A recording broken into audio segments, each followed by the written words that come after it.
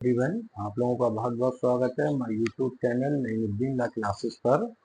और हम संविधान पढ़ रहे हैं। संविधान में हम अब भाग 3 पर आ गए हैं, फंडामेंटल राइट्स।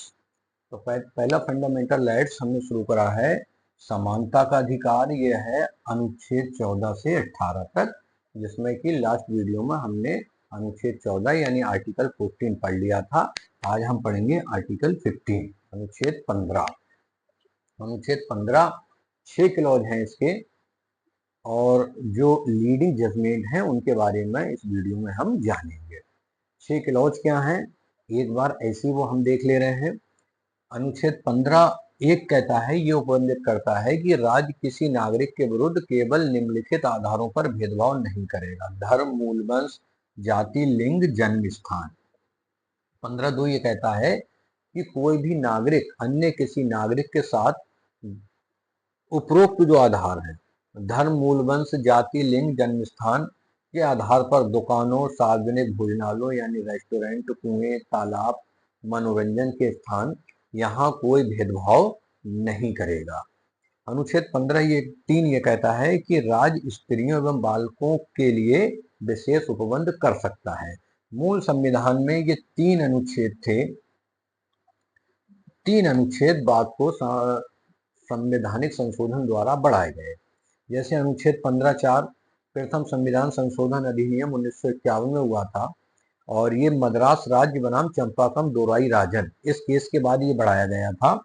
इसमें ये कहा गया है कि राज्य सामाजिक और शैक्षणिक रूप से पिछड़े वर्गों के लिए विशेष उपबंध कर सकता है। इसके बाद अनुच्छेद 15(5) है, ये 93 संविधान संशोधन अधिनियम 2005 के द्वारा इसको जोड़ा गया था, और इसमें ये कहा गया था कि जो सामाजिक और शैक्षणिक रूप से पिछड़े वर्ग हैं उनको सरकारी और गैर सरकारी संस्थानों में, और जो खासतौर से जो शिक्षण संस्थान है उनमें भी रिजर्वेशन दिया जाएगा, यानी उनके लिए विशेष उपबंध किया जा सकता है। लास्ट जो है इसका अनुच्छेद 15(6) 103वां संविधान संशोधन 2019 में हुआ था, और ये कहा था जो सवर्ण वर्ग के लोग हैं लेकिन आर्थिक रूप से पिछड़े हैं, इन्हें EWS नाम भी दिया गया, और इनके लिए राज्य 10% आरक्षण कर सकता है। अब एक एक करके इसको देखते हैं। पहले यही है कि अनुच्छेद 15(1) ये उपबंधित करता है कि राज्य किसी नागरिक के विरुद्ध केवल निम्नलिखित आधारों पर भेदभाव नहीं करेगा। यह एक वर्ड ध्यान से देखना, केवल यानी इसके अतिरिक्त भेदभाव कर सकता है। केवल क्या है? धर्म, मूल वंश, जाति, लिंग और जन्म स्थान, यानी निवास स्थान के आधार पर भेदभाव हो सकता है। जैसे कोई पहाड़ी क्षेत्र का व्यक्ति है, उसको अलग से कैटेगरी से रिजर्वेशन दिया जा सकता है। 15(2) क्या कहता है कि कोई नागरिक अन्य नागरिक के साथ धर्म, मूल वंश, जाति, लिंग, जन्म स्थान के आधार पर दुकानों, सार्वजनिक भोजनालयों यानी रेस्टोरेंट, कुएं, तालाब या मनोरंजन के स्थान है, इनके आधार पर कोई भेदभाव नहीं करेगा। 15(3) ये कहता है कि राज्य स्त्रियों एवं बालकों के लिए विशेष उपबंध कर सकता है। यहाँ ये 15(3) से जजमेंट भी शुरू होते हैं, और ये कहा गया है कि राज्य किसके आधार पर भेदभाव कर सकेगा? महिलाओं और बालकों के लिए विशेष उपबंध कर सकता है। तो इसमें 2 केस हैं, एक है यूसुफ अब्दुल अजीज। अब बात यह आई कि महिलाओं की स्थिति पुरुषों से अलग है, तो इसी में आया है यूसुफ अब्दुल अजीज बनाम बम्बई राज, AIR 1954। इस केस में ये कहा गया, इस मामले में IPC की धारा 497 को चुनौती दी गई, क्योंकि इस धारा में केवल पुरुषों को अपराधी माना जाता है, महिलाओं को नहीं माना जाता। न्यायालय ने निर्धारित किया कि वर्गीकरण लिंग के आधार पर भी नहीं किया गया, बल्कि समाज में स्त्रियों की विशेष स्थिति के आधार पर किया गया है, इसलिए इनको विशेष उपबंध किया जा सकता है। दूसरा केस था जोसेफ सिने बनाम भारत संघ, AIR 2018 सुप्रीम कोर्ट। इस बार में भी सर्वोच्च न्यायालय ने जो IPC की धारा 497 थी उसको वैलिड माना। तो 2 केस थे। अब आते हैं अनुच्छेद 15(4) पर। 15(4) चूंकि सबसे पहले मद्रास राज्य ने एक रिजर्वेशन पॉलिसी लागू की थी, तो चंपाकम दोराई राजन, एक केस आया था मद्रास राज्य बनाम चंपाकम दोराई राजन। इस केस में उस रिजर्वेशन पॉलिसी को खत्म कर दिया गया, इसीलिए 1951 में प्रथम संविधान संशोधन हुआ और उसको लागू करा गया, और ये लिखा गया कि जो सामाजिक और शैक्षणिक रूप से पिछड़े वर्ग हैं उन्हें रिजर्वेशन दिया जा सकता है। जैसे ये कहा गया है कि अनुच्छेद 15(4) के अंतर्गत राज्य सामाजिक और शैक्षणिक दृष्टि से पिछड़े हुए नागरिकों और वर्गों, अनुसूचित जनजातियों की उन्नति के लिए विशेष प्रावधान कर सकता है। ठीक, तो लेकिन इसमें एक सवाल ये उठता है कि पिछड़े लोग कौन है, कौन सा वर्ग पिछड़ा है। तो दो केस आए थे। पहला केस आया था बालाजी बनाम मैसूर राज, AIR 1963, सुप्रीम कोर्ट। इस केस में ये कहा गया था कि मैसूर राज की सरकार द्वारा मेडिकल और इंजीनियरिंग कॉलेजों में प्रवेश हेतु पिछड़े वर्गों के लिए स्थान आरक्षित किए गए, जिसमें पिछड़े वर्ग के लिए 28% और अति पिछड़े वर्ग के लिए 22% और SC/ST के लिए 18% आरक्षण दिया गया। इस प्रकार कुल आरक्षण 68% हो गया था। इस आदेश को उच्चतम न्यायालय में चुनौती दी गई, जिसमें सुप्रीम कोर्ट ने ये 4 तथ्य निर्धारित किए। पहला ये था कि पिछड़े वर्ग और अति पिछड़े वर्ग के बीच किया गया वर्गीकरण अनुच्छेद 15(4) के अंतर्गत न्यायोचित नहीं माना जा सकेगा। मतलब इसमें रिजर्वेशन को नहीं माना था बालाजी बनाम मैसूर राज के केस में।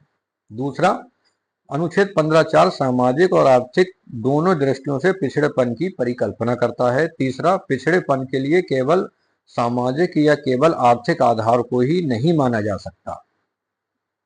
चौथा था कि कोई विशेष वर्ग पिछड़ा है या नहीं, इसके निर्धारण के लिए जाति एकमात्र कसौटी नहीं है। पिछड़ेपन के लिए गरीबी, पेशा, निवास स्थान पर भी विचार किया जाना चाहिए और विशेष प्रावधान 50% से अधिक नहीं होना चाहिए। अर्थात बालाजी के बाद में आरक्षण की अधिकतम सीमा 50% निर्धारित कर दी गई थी।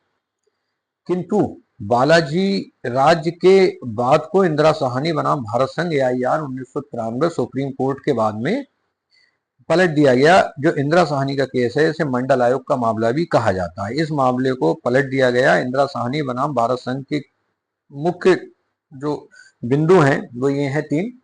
पहला ये था कि आरक्षण के प्रयोजन के लिए पिछड़े वर्ग को पिछड़े वर्ग तथा अति पिछड़े वर्ग में वर्गीकृत किया जा सकता है।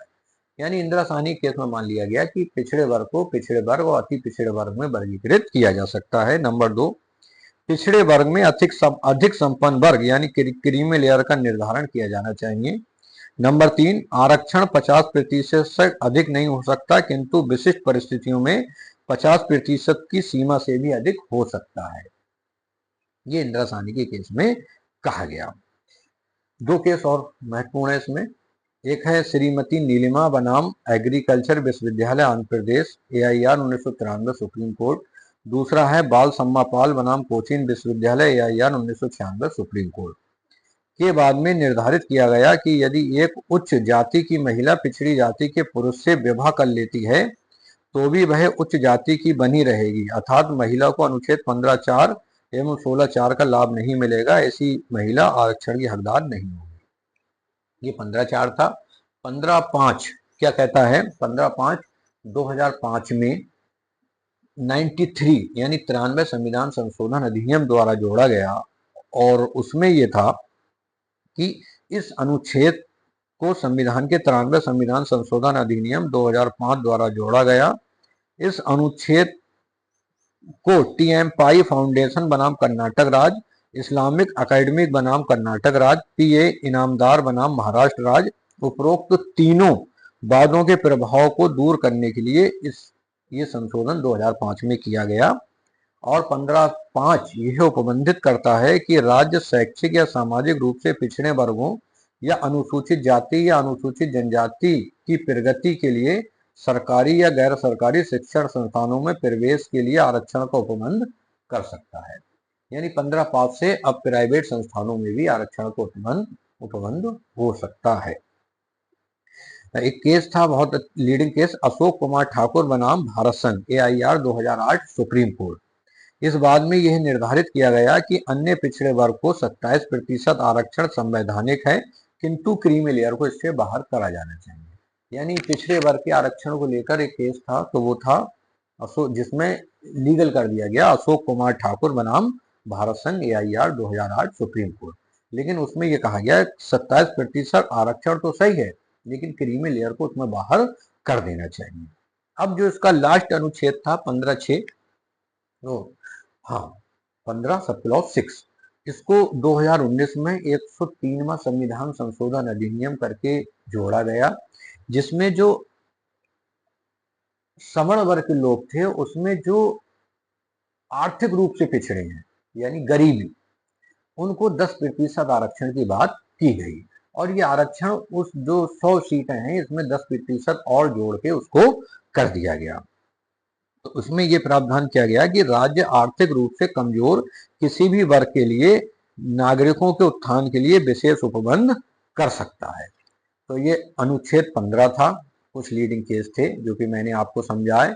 इसके आपको जो याद रखना है वो ये बहुत याद रखना है कि ये जो 6 भागों में बांटा गया है, 1 2 3 4 5 6, 6 के 6 क्लॉज याद रखना है, 6 के 6 क्लॉज से क्वेश्चन आता है। धन्यवाद।